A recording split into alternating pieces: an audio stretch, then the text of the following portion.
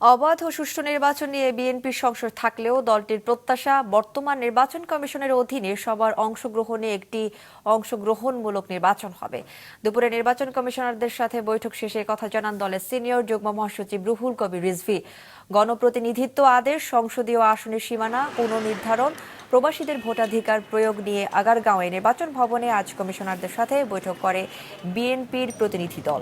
ঘণ্টাব্যাপী বৈঠক শেষে রুহুল কবির রিজভী জানান, নির্বাচনের প্রস্তুতি নিয়ে তাদের কথা হয়েছে। জাতীয় পার্টির নিবন্ধন বহাল বা বাতিল, গণ অধিকার পরিষদ নেতার উপর হামলা সম্পর্কেও অবস্থান তুলে ধরেন রিজভী।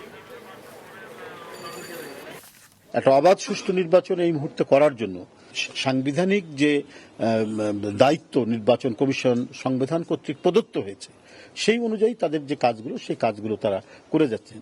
তো সেই ক্ষেত্রে এই মুহূর্তে যে দাবিগুলো গ্রহণ করে একটা অবাধ সুষ্ঠু নির্বাচন সম্পন্ন করা যায় সেই কাজগুলোই তারা করছেন এবং করতে সক্ষম হচ্ছেন বলে আমাদেরকে তারা জানিয়েছেন।